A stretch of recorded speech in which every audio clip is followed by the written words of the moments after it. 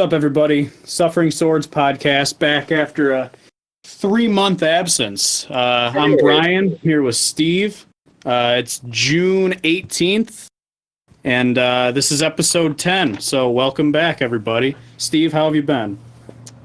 I'm surviving, man. It's all good. A whirlwind of stuff just happened, so we figured let's get back at it. Still remote, as you can probably tell. Brian's on his phone. I'm using like a $10 mic from 2012 because my other one broke. So hopefully it doesn't sound too bad. But we're back at it, and happy to have you here listening. Well, the last time we were chatting, it was I think mid-March, and no one really knew what was going on with the NHL season. There was no real plan moving forward with anything. Since then, obviously the 24-team playoff format formed, I guess, and what a surprise, the Sabres missed by like one win. So I guess all those meaningful games in March that we didn't win came back to bite us. So yeah, like I said, we missed a 24-team playoff format in Jason Botterill's third year.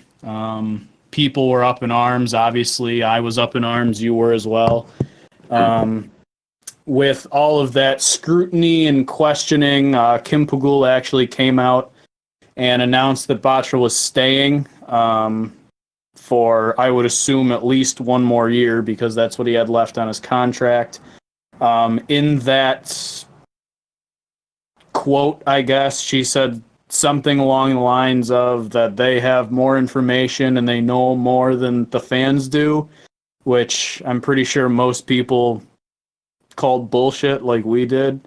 And basically, that angered a lot of people. There was even more backlash than there was before. And then it kept getting worse when Lawrence Pilot was thinking about going to Russia to play in the KHL. It was the KHL, right? Yep.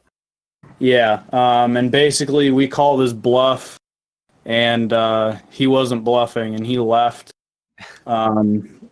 So we don't really know like what sent the Pegulas over the edge in this regard, but they just recently announced that Jason Botterill was no longer going to be a general manager for the Sabres, and then they hired Adams as the new GM.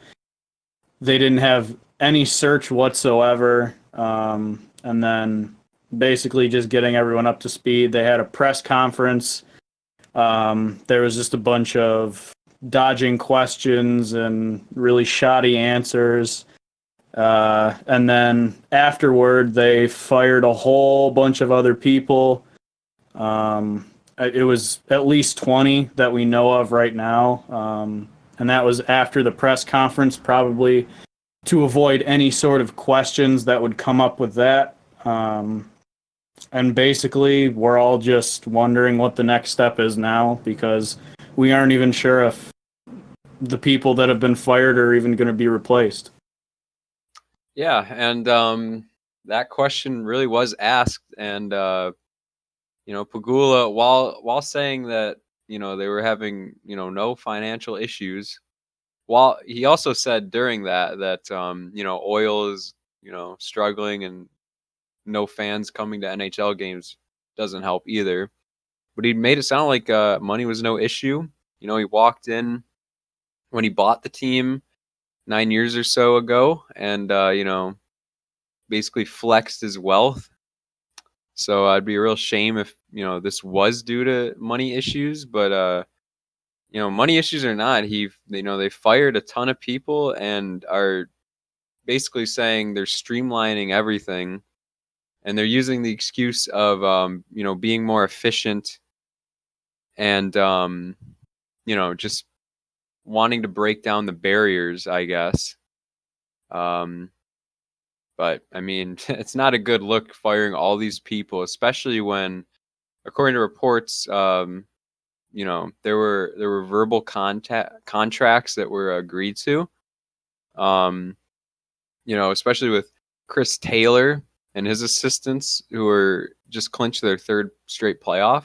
They were supposed to have 2 years extension coming, and Botterill got that all set up, and it just kept getting delayed by the Pegulas, and then they ended up just firing him. So now, Chris Taylor just came out and said, I'm about to get my last paycheck, and I'm not gonna have insurance left, and all this stuff. So I mean, this is really say what you want about how it makes the Sabres look, but it's really affecting so many different people. The scouting staff was trimmed down from, we had 15 amateur scouts, and now there's only 4 left, which is insane. I mean, you'd like to think they're going to hire a bunch to replace them, but I mean, I don't know if all of those people deserve to be fired. It's hard to say. I do know Numanen, who was a scout for us, he apparently left just to take a break. I don't know the truth to that or whatever, but there's only 2 pro scouts remaining too. Head of rehab and development, Dennis Miller's gone. Botterill and both of his assistant GMs are gone. The directors of amateur scouting are gone. So like, just a lot of people that were head of certain levels of the Sabres organization are gone. So it's really a whole revamping. And we'll see if it works out, I guess. Well, the funny thing is that they said streamlining things and becoming more efficient. When it comes to scouting, I don't really think that is something that goes hand in hand with each other. I don't think having less scouts means better scouting. That just doesn't make any sense. In terms of, what was said about the money thing that you brought up, where, basically is like, there's no financial issues, but there are a lot of financial issues that we're dealing with. Everything just seems to be in direct conflict with whatever they're saying, just directly conflicts with something else that they've just said. It's pretty ridiculous that they're trying to push this narrative of, we want to be more efficient and more streamlined, and less people to go through will mean better efficiency and better communication with everyone. And at the end of the day, like, it doesn't really matter how many people you have. If you have the wrong people in place, like it seems that they have, nothing is going to get done. And in some, on some level, I applaud them for getting rid of the people that they think were actually problems. But when you look at the AHL firings, I just saw earlier today that the Amerks actually won 2 front office awards for business excellence, because they've had really good ticket sales the last couple of years, because, like you said, they're headed to their 3rd straight playoff appearance, and, they have been on the right track. And say what you will about everything else that's gone on, but they were like the one bright spot of this organization right now. And Absolutely. Adams brought up that he wants Rochester to be strictly a pipeline to the NHL, and that he wants to focus solely on developing players and NHL caliber guys, which I completely agree with. But you also have to take into account that being around a winning culture and a winning organization and going to 3 straight playoffs, that gives you just as much development as it would be if you were just focused solely on that and you were just missing the playoffs because your team sucked because you had a bunch of young guys that weren't really learning anything from older guys.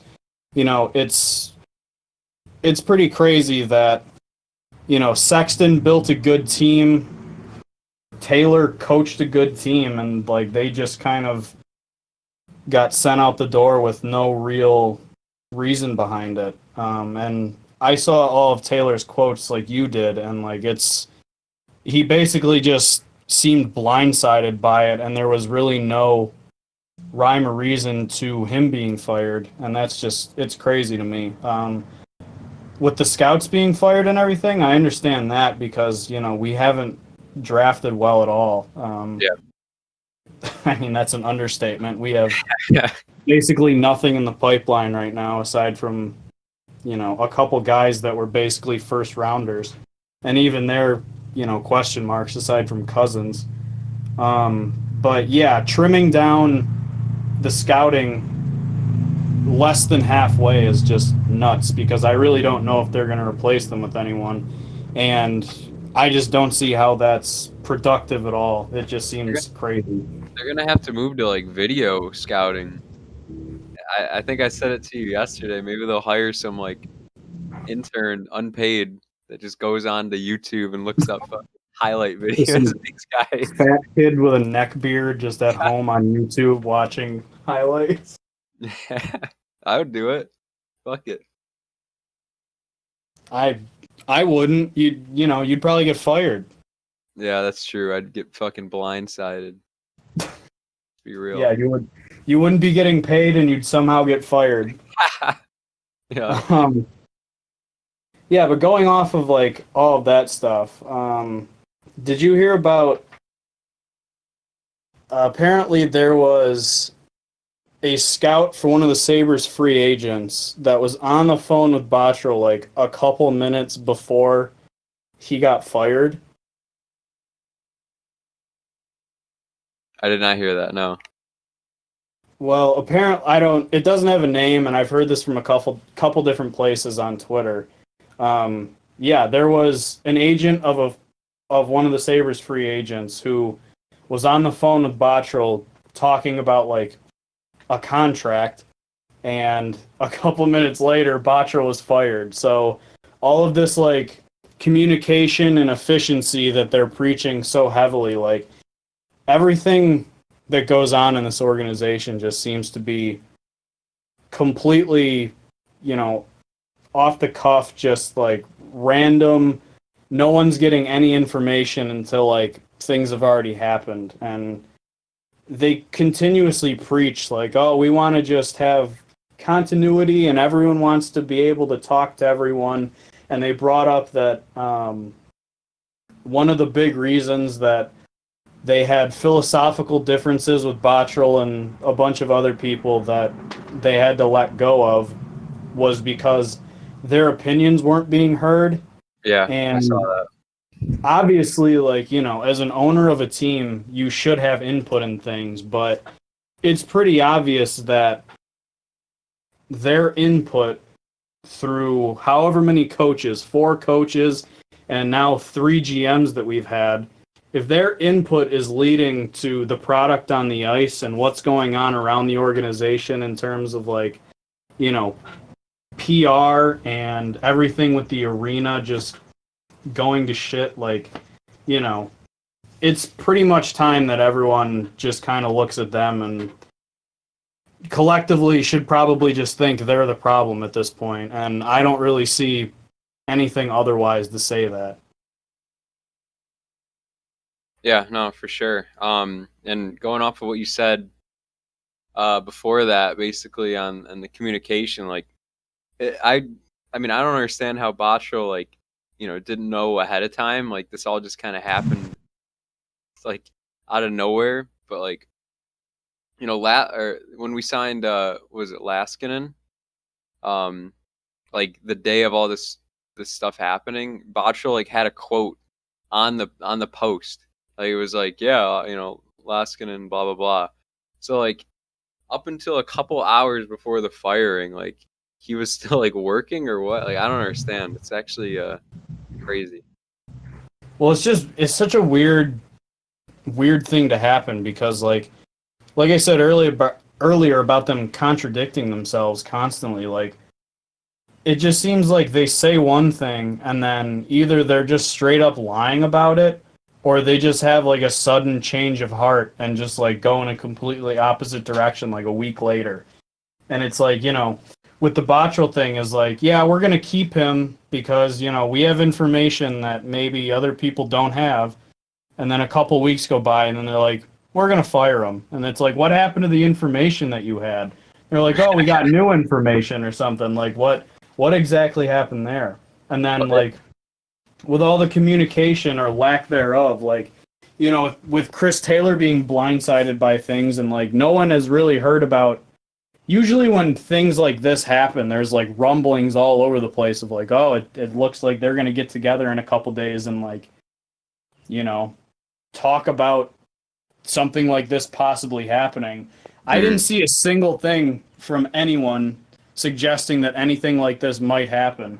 It just No. kind of came down, and it seems like not a lot of other people in the organization knew about it either. So like, I don't know if they're just getting together with like a very select group of people and just deciding all these decisions on their own, but that's kind of what it seems like to me right now. Well, yeah, I mean, you know, no one expected it because 3 weeks ago they literally said, yeah, Jason Botterill's our GM for next season, and now he's, you know, not. So it's such a big flip out of nowhere. I think part of it could be because, you know, we got more information about what's going on with the NHL and the whole draft process.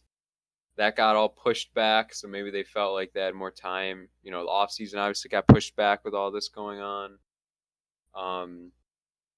But still, it's wild. I mean, and the Rochester part still doesn't make any sense to me. You know, because I think if Rochester those moves didn't happen, I would be at least on the fence about everything that's going on. Like, yeah, I wouldn't feel as negatively as I do, like, if they just kept that part intact, because, you know, just blindly cleaning house, you know, if everything was a mess, it would be fine, but, like, there was a very bright spot in the AHL that this organization, like, for the last few years has actually done well, and, like, they're gone too, so it went from something that I figured would be like, this seems like a calculated, like, house cleaning of a select group of people, to like just a mass, like, well, people want change, here it is, and we're just going to get rid of everybody. And it just seems, like I said, instead of being like calculated, it just seems like reckless abandon and like, well, let's hope for the best. yeah, it's unprecedented. Like, have we ever seen just like a whole, like, just like the folding of all these, you know, the whole team basically? I mean, it's like normally it's just not even, it doesn't make sense. You have to replace so many people, and obviously with, you know, the Pegula's new viewpoint of effective, efficient, and economic, which apparently has nothing to do with money, even though it just sounds like a fucking business slogan. And I don't know who the fuck, you know, buys a sports team for the business profit. I mean, that's stupid, but whatever. Either way, I mean, yeah, like the way you have to replace all these AGMs, all these scouts, all these coaches, I mean, it's impossible. So they're definitely going to shorten up on that's for sure. And going back to the Rochester thing, I mean, I'm looking at the Athletic article that was posted the other day when they asked Kevin Adams, you know, like, why did you get rid of Rochester, which was like one of the only bright spots? And he's like, I want to emphasize, you know, it wasn't Chris Taylor, the coaching staff. They're very good. It was more on how we want to run the Rochester Americans ultimately. I don't understand. Like, what were they doing wrong there? It makes no sense to me at all. Well, it's weird that he would even comment on that and be like, yeah, they did a great job, we're going to get rid of them. Like, what the fuck is that? Because it's another deflection. The Pegulas are doing it too. And I mean, Adams seemed to handle it the best. I mean, Kruger always sounds good. I mean, he didn't speak that much in that video conference. That was before the even bigger things that were happening, which was clearly done intentionally by the Pegulas. They're like, fuck, we just need to get this video conference going, and then, you know, really fucking drop the bomb before we have to answer for it. So there's clearly intention on that for sure. And that's scummy shit too. Like, you know, you can't, if you're gonna do all this shit, like, you need to hold yourself responsible and be able to, you know, man up and answer shit. And then especially with like what came out afterward, that like Kevin Adams actually had to call and fire these people himself. Like, what is going on with, like, the leadership of this team is so unbelievably bad. Like, I don't know how they became successful business people running a business like this, because this is literally the worst possible way to do business in any sense. Like, it doesn't matter what kind of business you have. If you're constantly just fucking people over and having other people clean up the mess, like, you're just going to have everyone hate you. Yeah, it's so crazy. Makes no sense at all. And I mean, unless that's their plan, they don't want anyone to work for them. They have like 6 employees left at this point, but I mean, you know, like you don't even interview for a GM, which is kind of crazy to me. I know they failed so many times, which is basically what they said. They're like, yeah, we fucked up so much. We know Kevin Adams for 9 years. And I don't know what their relationship is like. I mean, I don't know if Kevin Adams is the yes man or what, but the way they were talking. Yeah, it seems like that is the case, yeah. Yeah, and the way they were talking was like, yeah, we just can make group decisions. Well, that's nice and all, but like, why the fuck do we care what Carrie or fucking I did what they did? What do we care what the Pegulas fucking think? Like, why are they don't know hockey well enough? You hire people that know the fucking, ins and outs of hockey. You hire a GM and a president of hockey operations, but they, for whatever reason, even though the team continues to fail with their fucking leadership, they want to be, making these big decisions. Like, why do they have any say? And I know it's their money, but why do they have any say on like contract lengths and trades? And I mean, do they fucking have say in playtime? What's going on here? Like, these decisions shouldn't be up to them. The owner should be providing the resources for the team, the money, upgrading arenas, blah, blah, blah, that they said they apparently put millions into when, I mean, I don't know what, like you said, I don't, like, what arena are we talking about here? But, they should not be like that much into, what the GM is doing. The GM and the AGM, those guys are making decisions, not in the president of hockey operation, not like ownership. That's just, it's weird. Well, it's crazy to think because, like, when you look at successful sports teams, like, yes, the ownership cares, but you have to care from, like, a financial standpoint and doing what's best for the team financially. And that means keeping up with, like, arena presentation and, like, arena upgrades and keeping things running smoothly for the people that run your team. Like, look at the Bills with what they're doing and what they've done. Like, they built them a state-of-the-art, best in the league training facility. They just happen to stumble upon a good GM and good coach that works well with each other. And, like, basically, Bean and McDermott run the player and playing side of things, and the Pegulas just give them the tools to do it. And then you look at the NHL side of things with the Sabres, and it's like they don't give anybody really any resources to improve anything. They have their hands dug so deep into the roster, it seems, and like with player contracts and everything that goes on, like, it's one thing to care, but if you're a detriment to the roster building because you don't know more than these people that you hired, and you're overriding their decisions, which it seems like, I mean, they have to be at some point. Like, it's crazy that they think that they're actually helping, and that, like you said, they have no right to have a say in anything that goes on other than the fact that it's their money. They're not hockey experts. They're obviously not very smart hockey people because they can't hire someone to save their fucking lives. They don't know what the hell they're looking for in a candidate for either a coach or a GM, it seems.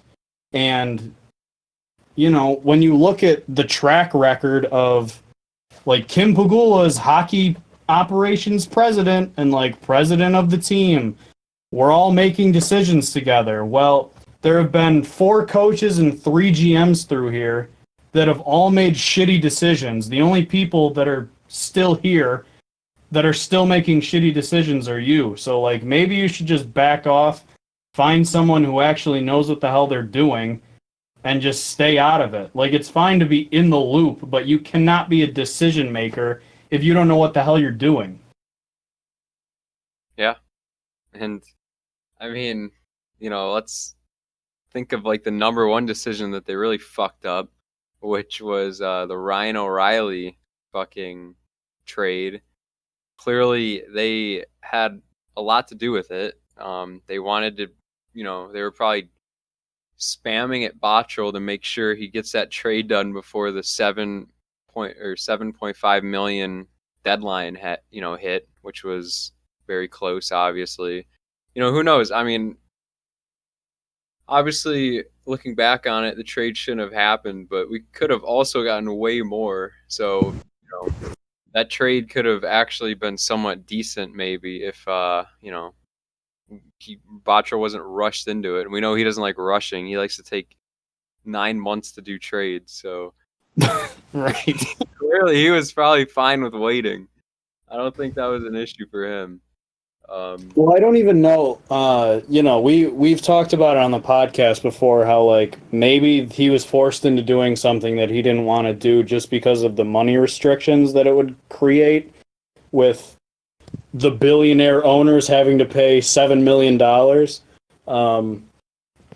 But yeah, looking at his track record of taking over a year and a half to finally trade for Brandon Montour or whatever the hell happened there, that took like a year and a half, he said something about.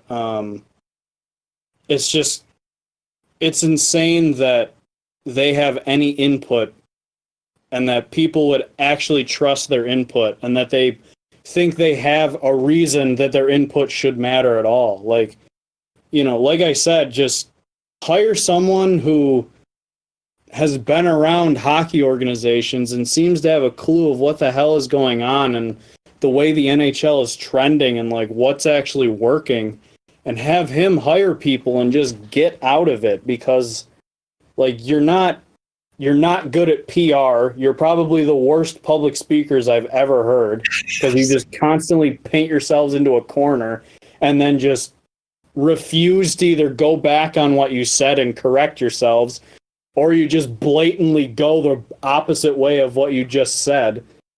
And, like, it's just insane. You're not good at anything that's going on right now, and it's making you look so bad. And it's hurting the organization to the point where, like, I don't even know what's going to happen next year in terms of, like, the fan base, because, if Botterill stayed, that was a nail in a coffin for a lot of people that were thinking about just, like, jumping ship and saying fuck it and not going to any games next year and not buying any more merchandise and just, like, basically giving up on the Sabres until something radical changes. If they kept Botterill, that's how it would be. But, like, I don't even know if they changed much. Like, they literally fucked up the easiest decision that they possibly could have made. Like, getting rid of Botterill was like a 99.9% success rate on, like, their public figure looking better afterward, and they somehow fucked it up. And now they look even worse. And it's insane. Yeah, I mean, especially with, how nothing's really going on in the NHL right now. Like, they got the spotlight. This is obviously a big event, but with, I mean, you got articles coming out by like Pierre LeBrun. I mean, everyone's talking about it. ESPN had a big podcast and article on it. And they don't even give They're a shit getting about shit hockey. on nationally everywhere. Like, every single thing that I see about the Sabres is like, what the fuck are the Sabres doing? Like, I've seen so many pieces that people write that are like, I think it's probably the Pegula's fault. And then, like, other articles are like, we're all doomed until the Pegulas like move on, and it's like this all could have been avoided if you either didn't deem it necessary to come out like less than a month ago and say that you're moving forward with Jason Botterill and then changing your mind. And all of this could have been avoided if like you just basically kept your mouth shut like they have the entire however long that Botterill's been here. Like they went from complete radio silence and then they finally start talking and it's making it worse. It's like I don't know, like every episode of this podcast we've basically just yelled and complained about the Pegulas being completely silent and having like zero input about like things that are going on, and then they actually talk and we're like, all right, you can probably just stop now because you're somehow making it worse for yourselves and like you're making us look bad. It's crazy. Yeah. And getting back to the firings really quick, the one notable thing that happened was they didn't, and this is surprising for me at least, they didn't fire our analytics department, which is one person. So I don't know why I call it a department, but he's still going strong. They probably give him like a Windows 95 computer and like an Excel subscription. But like what do you need, like a couple spreadsheets? Like I don't know what you really do. It's like crayons on his desk and shit. like a compass. But do you mean a directional compass or the compass that draws circles? Yeah, the one that draws like half circles, yeah. Oh, okay. Like a protractor. They're like, why? Yeah, I don't understand. Like, are you looking up like what angle the puck bounces off the boards or something? Like, I don't understand what you're looking at. Is the red good? Wow, Risto's really good. Yeah, look at all his. He has high danger. Look at him. He's like a stop sign. That must mean he's good defensively. But yeah. So I mean. Well, actually, are we sure that he's looking at hockey analytics and not like the analytics of like the perfect price for a slice of pizza to maximize profits? Yeah, they have him working on Pegula's. What, do they have a restaurant? Do they own 716 or something? I don't know. Anyways, I don't fucking know what they do anymore. But regardless, analytics still going strong. Kevin Adams did say that he believes in analytics. Even though the instigators like really asked the question in a way that would kind of make him be like, nah, fuck analytics, because you know how like angry older men get, with that shit. Rob Ray especially gets really angry. But yeah, he did say like, he thinks it's important. But like Kruger, he was like, yeah, but you got to look at other things, their work ethic, their attitude, if they're willing to play a certain role. You can't get a second liner to play a fourth line role. But whatever. I mean, we don't have any second liners really, so. Well, we have plenty of fourth liners. Just anytime they want to fill the role of second line center, they can go right ahead. How come it's not an issue getting second liner or fourth liners to play second line? We do that all the fucking time. Right. Like, why was Jimmy Vesey here? We thought he could be a second liner. Oops. Yeah. But I mean, we really gotta. Everyone likes Kruger a lot, so hopefully, we do. I mean, the players. I mean. Oh, okay. I haven't heard anything bad from them, except Jeff. It's pretty hilarious. Biting his tongue. Yeah, Jeff Skinner probably fucking hates his life. Dude, oh my god! And I hope. I really don't know how much a GM or at least Botterill has in the say of who plays and who doesn't. I mean, I feel like Kruger, if he played Bogosian over Pilot without any say from Botterill, and I think going back on it when they were pressed about that, it made it. Apparently they have discussions. I don't know if that's just Botterill being like, "Yo, man, we got to get a sixth for Bogosian, so get him some playing time." But hopefully Botterill did have something to do with where Skinner was playing, but I don't think so. I'm probably being too hopeful there. Um, Yeah, I'm fully expecting him to be right in the position that he was last year yeah, in because terms why if of you're like just Botterill, playing with shitters. yeah, because if you're Botterill, you really want, to not look like a fucking moron for that contract. Um, and apparently the Pagulas had something to do with Skinner's contract too. Because Botterill does not like long-term contracts. I guess they did have a say in the Eichel one, which ended up being an obviously insane good contract for us. Getting the Yep. maximum amount of years and 10 mil is like pretty much a bargain at this point for an MVP caliber player. Yep. But yeah, other than that, not a lot of good contracts have come out. I mean, I do want to discuss why Botterill got fired a little more later on, but we can get into that more. But yeah, I don't know what kind of say the Pagulas are gonna have. Are they gonna fucking decide playing time as well? I mean, it's a little scary with the way they sound like they're gonna be organized and how Kevin Adams is gonna just always be talking to them. They want such constant contact instead of just having, proven professionals running their organization. But whatever. Yeah, right. They want to be a three-headed machine with a billionaire oil guy, his wife, and someone who's never been a GM who they've known for 9 years. That's gonna be who's making the decisions for your hockey team. And there's That's good. definitely merit. There's definitely merit in like, quote unquote, I wouldn't even say grooming because he really wasn't groomed for the role. I mean, he's had a ton of positions. Speaking of Adams, right now, and Yeah. there's merit to hiring someone that you've been working with for 9 years. Like, definitely, if they see, certain things in this guy, whatever. But clearly, they haven't had a good judge of talent for the general manager role in the last few that they've hired. So, um, at the same time, though, I will say Pierre LeBrun wrote an article today or yesterday talking about what I've been preaching myself. I've been preaching that there really hasn't been enough time for like Tim Murray and Botterill. They did get their tenures cut short, and part of it was some of the shitty decisions they made. But it really is hard to like execute a plan when you get fired a few years in.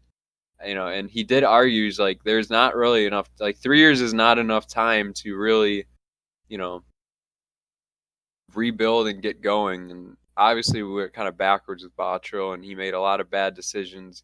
He made a lot of good decisions, but a lot of bad ones to counteract them.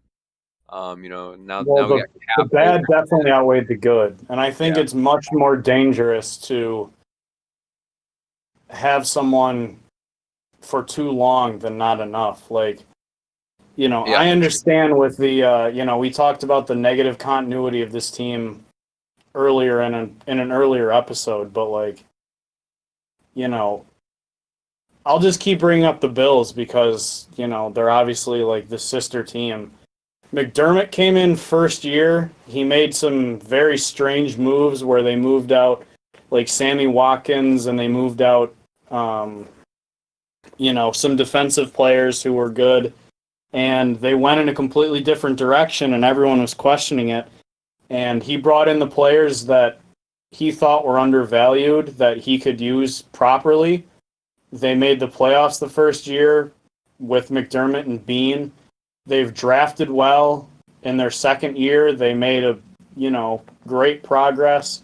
They made the playoffs again, and now this year, like, they put their plan into action, and they're a favorite to be, unless something goes wrong, they're probably going to win the AFC East. So like, this is year 3 of that, and look what Botterill did in his 3 years. Like he spun the tires, he finished dead last, and then had Darlene fall into his lap, and then just couldn't do anything with, an MVP caliber first line center, and then arguably the most skilled young defenseman in the NHL, and like he's built nothing around it. So like, say what you will about Tim Murray, maybe his time was cut short, maybe it wasn't, who knows. but like it's much more dangerous to have someone in here too long than not enough. Oh yeah, for sure. And now that we're talking about Botterill more, I mean, there's mistakes, that I kind of want to go over, and I guess we can discuss, that really led to his firing. Um, and right now I'm looking at a really nice list that was posted on Twitter by at Kevin Palmer. I will say, uh, it really does bring up a lot of good points. And I guess we can just kind of weigh in on some of this stuff. Okay. Um, right now the Reinhardt contract, that being a bridge deal, That um, looks terrible. that looks terrible. Yeah, so Yeah. that's I don't even know what he's gonna sign for. Well, that's like doubly bad because we still don't know anything more about Reinhardt than we did 2 years ago. Like he's Right. played on Jack's wing, he's put up some points. He's been like a good analytics darling kind of player where he does all the unseen things well. He's decent defensively, he's decent offensively, but we haven't learned anything new about him in the 2 years that he's been here. Like since he signed his bridge, like we should have used that time, put him on his own line, try him at center again, do something. Because right now I don't know his value. And I can't really see him signing for like a bargain contract or anything close to that. If you're in the situation that Reinhardt's in, like, yes, you're playing with Jack Eichel, but like you're playing for this organization, which I don't see a worse organization in the league right now. I mean, Ottawa used to be that, but like they're just kind of, at least they've put a roster together that's been competitive. And, Mhm. it's been a decade since the Sabres have done anything. And like, if I was Reinhardt, I would be asking for, a boatload of cash because like, why, what reason do I have to stay for more than a year? Like just make it to UFA and then get the fuck out of town. That would be what I'm thinking. Well, yeah, I mean, he did kind of talk about it, and he was like, "Yeah, I don't care if it's a 7-year deal or a 1-year deal, man. I'm not really concerned." Which is the biggest load of garbage. Like, you're definitely concerned about it. Um, Right. I mean, it seems like a good deal. He's playing with fucking Jack Eichel right now. So it seems like a nice place to stay for him. If that's like the big duo Kruger's always talking about. But man, like, at this point, we have so many, like, we have a few big contracts. How many more can you fit in? And we don't know the salary cap next year anymore. It's supposed to go up a lot, but now it might go down because of the situation we're in. We're in a Mm-hmm. cap overage, and we have so many other people to sign. What's Olofsson going to sign for? Montour. So all of that, and yeah, I mean it's going to be a crazy situation. It's Kevin Adams is going to be so in over his head, especially with no staff. Be like, hey, Kim, what are we gonna do here? What do you think? Uh, so I don't know. It's a lot, but I guess going into another thing. I mean, we obviously already talked about the Ryan O'Reilly, sorry, deal that was probably forced by the Pegulas, and it Well, made it. either way, like I brought up before, if you're the GM and that's something that's being forced upon you, like you need to be able to talk your ownership out of that. Like you need to talk sense into them and tell them like, it's worth $7 million if we're gonna get like assets back. But like, I still, even if he was forced into doing something, I still give him full blame for like going through with it because that's just crazy. Like I need my GM to be able to talk enough sense into my ownership not to trade Ryan O'Reilly for a bag of pucks. Yeah, I mean, like, you definitely needed to get like Thomas out of that deal. For And sure, just to start. yeah, and it's we ended up not, and even and basically worst case scenario happened with the fucking first rounder too. So Yep. really got fucked on that one. Well, Botterill could have saved himself too. Like, look at that deal and look at if we got Thomas instead of Thompson. Maybe that was an accident. Like maybe he just spelled Thomas's name wrong, or like they auto corrected it. And St. Louis is like, wait, you want Tage Thompson? Okay. And he's like, wait, no, I meant Thomas. And then they're like, too late. No givesies backsies, bitch. Already And signed. then, imagine if we got Thomas and then we drafted fucking Arthur Kaliev. That would look a million times better. Oh my god, I always get sad when that name comes up, man. Yeah, that's going to be I like the actually get so bane sad of our because NHL existence for years. dude, like everyone was like, please draft him. Like just randoms on fucking Twitter. It was like if you did a poll, it was the obvious choice, and Bosch was like, nope, another D man, dude. We need Ryan Johnson. I'm telling you, in 3 years when I'm not the GM, this will be worth it. It's so bad. Like, and it's even funnier that now, like, we even look at it and it's even more obvious now. But like, it was obvious back then, and he failed there, and that's really. I mean, we just got to look at the drafting, and it really hasn't panned out. I mean, he's going for low ceiling defensemen with Samuelson as well, right? Yep. Instead of getting, fucking actual forwards, and now we're lacking so hard in forwards, and we have a shitload of extra D-men, even with Pilot leaving. I mean, it isn't the end of the world that he left. It was just, it's just a shame that. He's better than like half of our D-core, and he didn't play. And then we lost. Yeah, it was just a wasted opportunity. Like, we basically got a free top 4 defenseman. Yeah. And, like, we didn't even use him because we needed to get our fucking 8th rounder for Zach Bogosian. And how bad does it look? How bad does it look that we recruit this guy from Sweden? He gets like a top SHL defenseman award, right? Yeah, he won at Defenseman of the Year at like 20 or 22 or some shit. He's like, yeah, man, I'm going to come to the Sabres. Should be a great opportunity for me to show what I've got. And we just like betray his trust, don't play him even though he's better than a bunch of these people. And then he goes, yeah, I'm going to go to the KHL. And then, we apparently, or he like, I believe this is what happened. He came with a deal, like the center amount of money that he wanted. We said no. And then he's like, okay, I'll sign the KHL. And then we're like, yeah, okay, buddy. Yeah, right. Yeah, do it then. And he's like, okay. And they're like, you won't. And he's like, I am. And they're like, good. And then he's like, I signed. And they're like, wait, what? Can you cancel that?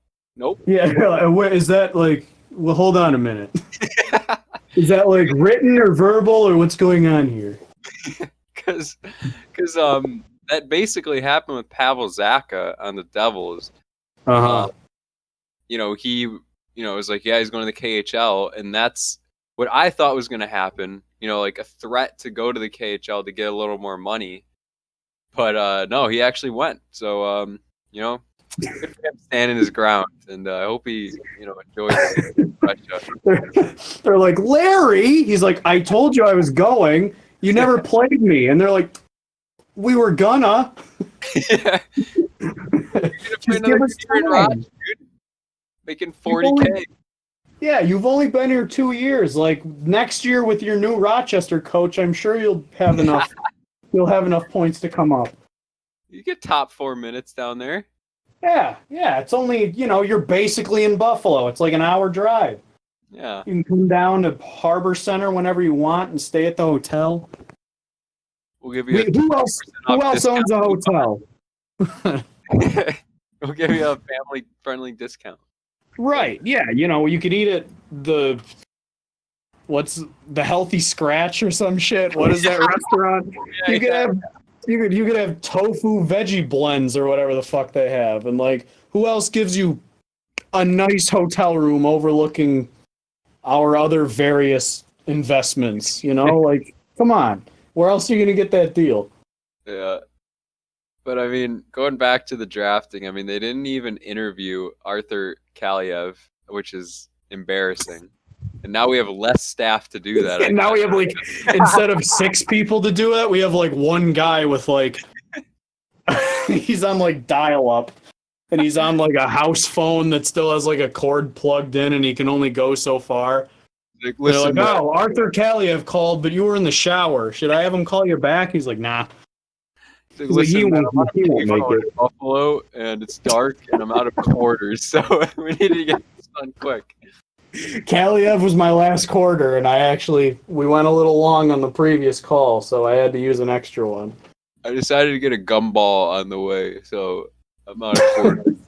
Okay, I got 5 gumballs. But here, let's shoot them all at once. It's pretty impressive. Anyways, so yeah, now to Risto. There were deals that were leaked that we could have gotten, Ehlers or Glass, etc. for Risto, and now everyone seems to know that he kind of sucks. So that's kind of gone out, down the drain. We had the D-men to kind of replace him. Yeah, you think? Yeah, so 4 now of our 6 Rochester defensemen could be top 6 guys in the league. Yeah, so it's crazy. So yeah, now we had a chance to get another forward, not named Jimmy Vesey, but I guess that was enough for us. Well, Botterill must have thought we were still reeling from 2007 when we ran out of defenseman depth, and that cost us the cup. He's like, that's not happening this year, boys. We're going with 16 NHL caliber defensemen. It's never gonna come down to depth again. Don't you worry, Buffalo. I know all these hardworking blue collar folks want to see us with 13 defensemen. Yeah, and somehow we had barely any defenseman injuries for once too. It was probably Right. It was our healthiest season ever somehow defenseman wise. I mean, of course, Zach Bogosian went down for his half a season injury, but that's usually it's 90% of the season. So even he was better off than right. He's like, dude, I only missed 40 games. That's 20% less. So yeah, that was another blunder for sure. It would have been cool if our team wasn't one of the 4 teams that didn't have 2 or more people in our analytics department. Still looks like we only have 1. It seems like it's a blessing that we have 1 with how many people we fired. But well, did you hear about the guy that got accidentally fired? No. They fired the. Let me find it. They were firing so many people, they probably just lost track. The head of hockey department IT guy was fired, and they said, oops, and then hired him back. They're like, yeah, the guy that knows all of our passwords and stuff? We should probably get him back. And they're like, good idea. Yeah. Yeah, moving on, I guess. There were some questionable trades last season, obviously. Frolik and Simmons were absolutely terrible. I mean, and then there was talk of Simmons wanting to come back. So good Lord. Yeah, I mean, hopefully Adams realizes that would be a bad idea. Frolik was obviously terrible in the first place. It was oh, Scandella's traded. We clear some room. Maybe we could make a big trade for a second line center. No, even more cap. Michael Frolik. That's the answer, boys. I got it. $500K while we're up against the cap, and we have people on IR that are, barely keeping us above water here. And then we got all these rookies that are we got Olofsson and fucking Dahlin that are killing it, and they're getting all these bonuses. So let's just grab more cap for a low ceiling fucking. Oh, let's buff our penalty kill that still stayed at 70% after we got Frolik. So good job. Our That was penalty terrible. kill was so bad that our power play could have scored on it. That's how bad it was. Yeah, I mean, it was probably it's working in drills. I don't understand. I don't know what's happening. Like when we use the beach ball, everything gets stopped. Even Like, blind mouse Carter Hutton could stop that. all we do is just feed one tease to fucking Olofsson and they go in. Usually Jurgensen's and Frolik just fall down on the ice and how come no one else does that? I don't get it. But Every yeah, time Gergensons takes a Olofsson one-timer to the head, his eye gets more crooked. you think it would help, but whatever. Well, maybe eventually it'll go all the way back around. He just needs to take a couple more. You're figuring at some point.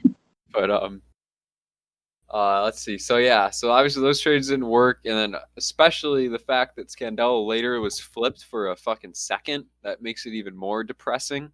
Like, Oh my they God. got I didn't even dude, return. that thought hasn't come back into my head since Yeah, then. That's not even, I'm not even angry at that. That's just hilarious. How bad you can be at your job to get just fucking just absolutely torched on a deal so bad that like the team had him for like a day and they're like, oh, we found something better, and they just moved him immediately. it's embarrassing. And they had Scandella, like, if we would have traded him when we did, like, it was an extra month. So Montreal got him for a month and then got like a bigger return, even though he just like, it's not like he was killing it for them. Right. It just makes no sense. It's and with all the defensive injuries and like Winnipeg desperately needing people, they were using fucking like third pairing AHLers up there and Bufflin sitting out. It's like the fact that we didn't find a trade for him or fucking Bogosian even or fucking Ristolainen. It's crazy how Botterill was such a patient guy. Like, he was too patient there. But at the same time, he's doing stupid shit like rushing a Ryan O'Reilly deal and all this, trash. But anyways, moving on. Casey Middlestat obviously rushed into the second fucking line center role, which was terrible. And I know it wasn't supposed to be like that because Berglund was supposed to be the guy, but I mean, that's not a very good plan to begin with. Nope. So, I don't take any less off of Botterill anymore after that happens, because it wasn't really a good plan to begin with. Interested to see how Cousins is, brought in. I think the one really nice thing about this big break is guys like Dahlin, Cousins, and Tage Thompson can just get fucking ripped in the off season. Oh yeah, they're all gonna come back like 220 pounds, just like animals. They're gonna be shredded. Dahlin's not gonna have any acne anymore. Like Tage Thompson's not gonna be like a tree swing in the wind every time he's on skates. Cousins won't be as lanky and ridiculous as last year where he got his wrist broken or whatever happened. Yeah. Yeah, it's hopefully, yeah, if anything good comes of that, hopefully everyone just gets yoked. Yeah. So moving on here, going down to once again Kevin Palmer's nice little list here. Remember Brandon Hagel or Brendan? Was it Brendan or Brandon? Let's see.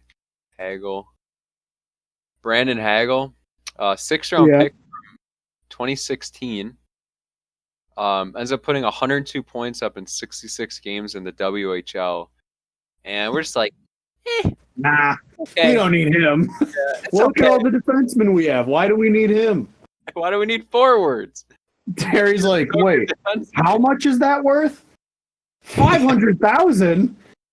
You know how much oil I could drill for $500,000 investment? That gives me like 2 drills. We can add another level on our fucking yacht for that. Right. That's a propeller, bro.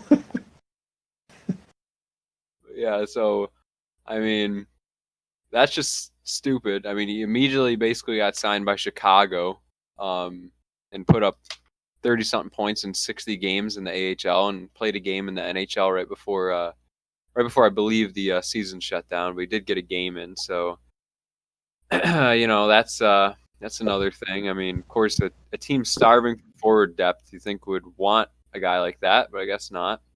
Nope. Another point here. His name reminds me of bagels, and I don't like bagels. Bagels are fine, dude. I like bagels. No, I'm not saying I don't like bagels. I'm just saying that's probably like with all the decision making going on with this team, Kim Pegula probably doesn't like bagels. Yeah. He's like, they're fattening. I just don't like his name. Like, they're gonna be like writing up a draft list because there's only 2 scouts left, and then it's just Adams and the Pegulas. They're like, "What do you think about this guy?" Like, yeah, he looked good, but I don't like his hair. Is there a Brendan English muffin? Is that one? Is that someone? Oh yeah. So let's see. We kind of talked about it. We have so much defensive depth.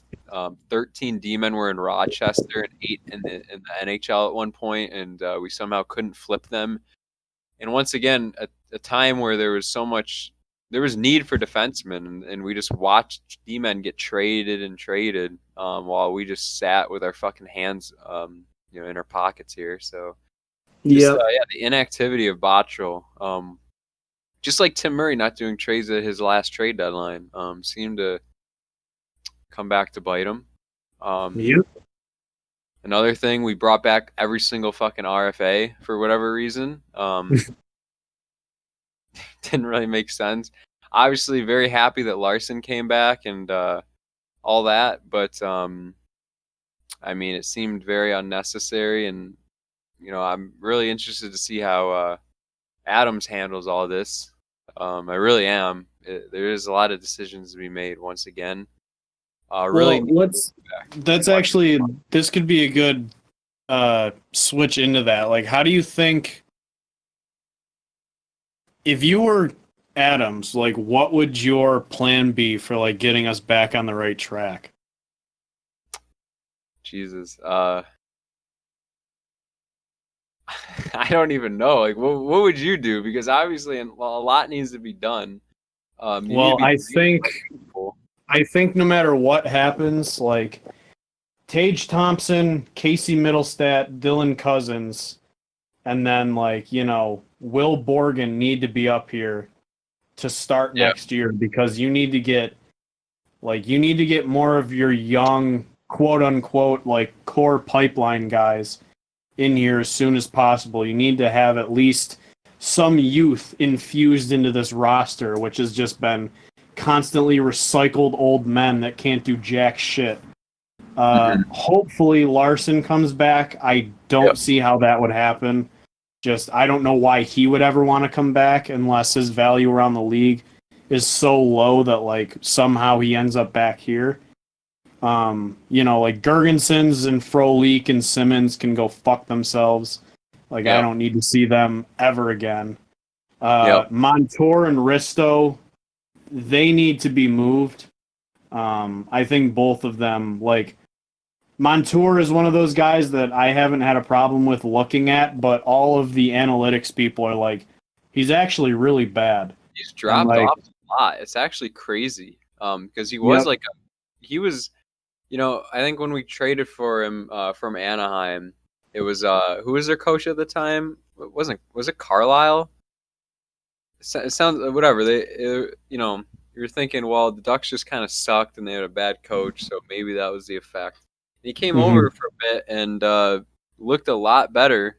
And we were very happy with the trade, obviously. But yeah, just recently has not looked good. So I mean, he could be moved for sure for a forward top pair or top couple lines, hopefully. But I think what's going to end up having to happen, if we have any prayer of getting a second line center, I think we're going to have to, depending on how the draft lottery falls, whenever that happens, I'm sure we'll have a podcast after to talk about it. Yeah. Depending on how that happens, if it's if we don't move up really at all, we'll still be in the top 10. So, I can see them. I don't really know how else it would even be done. I think we'd have to package that first rounder and then, either Risto or Montour, and then probably like one of our 100 low ceiling, high floor prospects, and just try to find someone who's either, not welcome at their team anymore because, like, either they make too much money or they're undervalued in their system for some reason. But, like, I can't see them finding anyone not in a trade that would be willing to come here, even if there is any available on the market, which I don't think there is. That's an insane package, though. I mean, a top 10 pick, a top 4 D-man, question mark, and a prospect. Like, you better be getting a fucking... I don't even know. Like, give me I really don't know how much... I don't know how much value that has, honestly. Like, obviously you want a top 10 pick. Like, don't get me wrong. Like, if you can't get something good for it, hang on to it. But, like, Risto is addition by subtraction at this point because he's so bad analytically. Like, I'm basically just... Well, it's not even analytics to watch that dude play. Well, yeah, it's funny. Like, when he ran into the boards and, like, got shot by a sniper, it was great. Like, that's one of my favorite GIFs to use. Or GIFs for all those fuckers. But, like, obviously the top 10 is good. Risto or Montour, like, I could do without them. And then if you need to throw in, like, one of our prospects who's probably not going to be anything, or if he is, he's going to be mishandled and then either sign with another team like Brandon Bagel, or, he's just going to get fucked over and just stay in Rochester until he's a UFA or something. Like, I need impact guys now. And if that means, trading my 7th overall pick and then Montour, like, I'm willing to do that because something needs to happen. This is like I just don't want to trade our first in this draft. Like, I feel like there's because it's such a deep draft in terms of, like, top end forward talent. I get it. Yeah, you can, if you miss in this draft, you either got so unlucky or you fucked up real bad. That's the way. I mean, Kevin Adams has a built-in excuse. He's like, I had like 2 scouts. I didn't even know who these guys were. Dude, I hope Botterill, like, somehow gets interviewed, and I mean, of course he probably wants another job, so he's not just gonna lash out. But I wish he just talked about how fucking shitty it was being our GM or something. That'd be pretty great to hear, to be honest. And I wouldn't be surprised if that actually came out one day. I hope. I really do. Yeah, but let's see what else we got here. I want to talk about Eichel. Oh, you do? Okay. Well, I don't want to, but I feel like I have to. Yeah, we definitely should, right? Yeah. If this team doesn't make steps positively next year, in my mind, he's gone. Well, that's what scared me, because they talked, there's a fucking clip from the Spittin' Chicklets podcast, and they're like, I know Eichel listens to it too, so there's no way he didn't hear it. And he's like, and they're just like, yeah, I mean, I'd fucking, if they got another bad year, I'm asking for a fucking trade. Like, he's upheld his part, which is 100% true, but like, he hasn't gotten the support, and he just keeps seeing new coaches, new GMs, and it's just never going the right way. But at the same time, it's like he's the captain. He just signed a big contract. He's constantly said he wants to win in Buffalo. And to me, it kind of admits defeat, in a way. Well, dude, if you admit defeat and then get traded to the Vancouver Canucks and then make 3 deep playoff runs with Bo Horvat as your second center, then, I'm not going to complain. Yeah. I mean, I'll gladly admit defeat if that means going to the playoffs. Like, obviously I'm not as competitive as Jack Eichel because I'm not an NHL center, but like, you know, you can only take so much, and like he's already said, like, you know, I'm pretty fed up with this bullshit. Like, things need to change because like I can't keep doing it. You know what I mean? Right. So I don't know. I think just reiterating basically my thoughts on it. Just if he doesn't see this team making big steps and he doesn't like the direction it's going, he's gonna ask out, and wherever he goes, I'm going with him. I would be. I don't even know what I would do if Eichel left, man. I actually would be broken. I don't even want to think about it. I just really hope. It hurts my heart to think about, and like, if it gets to that point, then like, I don't know. This podcast is gonna end because I'm not gonna be a Sabres fan anymore. I know everyone would be so heartbroken. All three listeners, you, me, and Brad. What's up, Brad? Yep. A shout out to Brad. But yeah, dude. Like, man, I don't know. Like I said, like, is Eichel that type of guy that would just, say fuck it and swallow his pride and leave, or would he take that as a defeat? You kind of have to go by the person. I mean, I really don't know. Like, I'm just judging it based off of how he sounds when he's talking now, and he's like, he does not seem long for the Sabres. Like, he's a leader, though. Like he's got to show fucking anger. He should be mad. I mean, but it's not like, I don't know. I don't see his anger as like, he's not defeated by any means, and like he's not sick of it. I mean, he's sick of it, but like he's not just completely done with it. But like, it sounds to me like he's basically putting the ultimatum of like, either you need to support me or like I'm done supporting you, which is how it should be. Like he doesn't have an obligation to continue to play for this shit team. Like, he signed his contract and he's going to make his money. And like, yeah, that's obviously like, he owes the team as much as they pay him. But like, he's an MVP caliber player who like, if he stays on this course could end up being a Hall of Famer. But at some point it just has to be so exhausting to keep playing with and for this organization that like, I don't know. I would want out, and whether or not, I'm sure he does want out, but depending on how he would be painted, maybe he's just going to swallow his pride and stay here or go. But like, I don't know. It scares me to think about, because I think regardless of the kind of person you are, everyone has their breaking point. Right.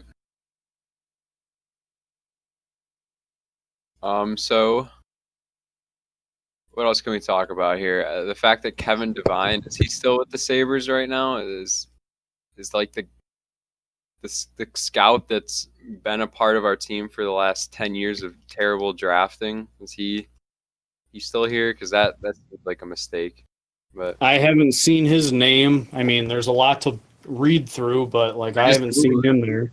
And I didn't see anything about him being fired, so it's actually hilarious that like with all the firings, the biggest problems would be like, all right, well, scouting, who's that? Devine. Oh, he's still here.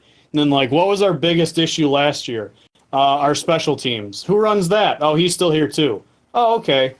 So we're just getting rid of all these like meaningless people that don't really have an impact for the greater good or like a detriment to the Sabres. And like the two biggest problems from the past several years, and like last year with the special teams, like, yeah, we're not going to make any changes with any of that.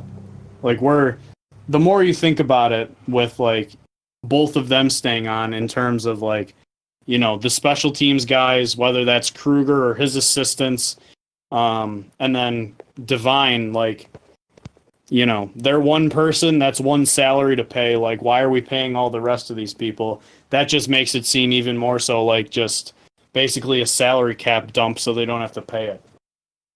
Yeah, and I like what you brought up about special teams because we talked about that, and it's really like our 5-on-5 play was actually fine last year. Special teams was what fucked us. And when you go Yep. from a team that we were like one of the best special or power plays in the league a couple years ago to a team that should be honestly better with a worse power play, it kind of shows the new guy who took over after we were so good, might not be doing a good job. So the fact that that remains unchanged is concerning for sure. Yeah, I agree for sure. So Well, I think if you don't have anything else, I'm ready to wrap up. But if you have more stuff, I'm all ears. no, I mean, I guess basically that's it. I mean, this is a long episode for sure. We got a lot in. It's been a while, so it makes sense.